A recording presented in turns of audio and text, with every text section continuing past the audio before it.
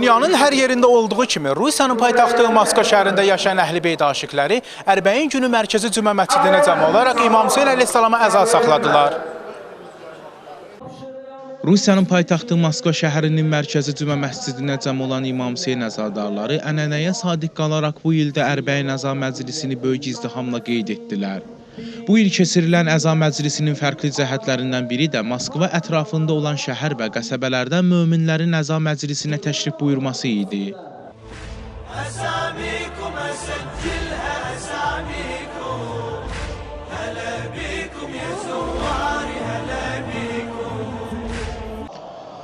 Havanın şaxtalı və soyuq olmağına baxmayaraq Əhl-i Beyt aşiqləri əza məclisini boş qoymadılar.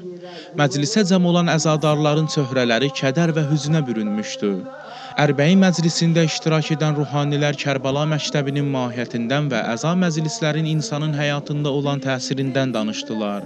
İlahiyyatçı Seyid Rəşid buyurdu ki, bütün dünya xalqlarının surətlə Əhl-i Beyt əleyhissalamın məktəbinə yönləndiyi halda, bəzən xalqımızın cavanları zərərli təbliğatlara uyub ekstremist təriqətlərə üst tuturlar. Ruhani, bunun səbəbini dinimiz haqqında maarifləndirmənin düzgün aparılmamasında gördü. Ruhanilər və məlumatlı şəxslər aktiv surətdə şübhə doğuran suallara cavab verməlidirlər.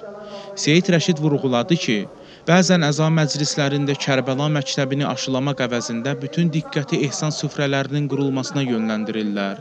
Düşmən isə bu fürsətdən istifadə edib cavanlarımızın fikrini zərərləyir. Əhl-i Beyt tərəfdarının elmli və nizamlı olması onun əqidəsinin təməlidir. Ruhanilərin çıxışlarından sonra məclis rovzə və mərsiyələr ilə davam etdi. Əzadarlar gözyaşı tökərək sinə dağladılar.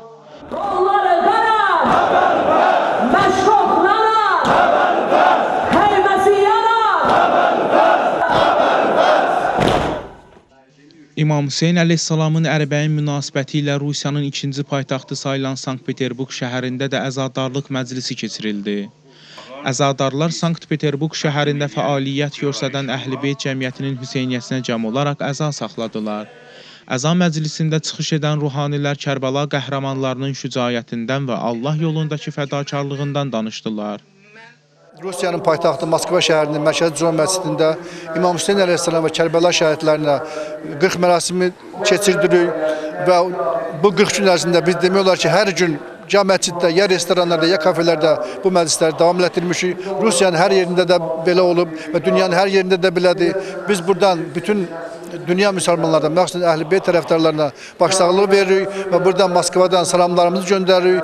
Bugün Ərbəyin münasibəti ilə bütün müsəlmanlara başsağlığı verirəm və o cümlədə Azərbaycanda olan imam aşiqlərinə, İranda olan imam aşiqlərinə başı sağ olsun.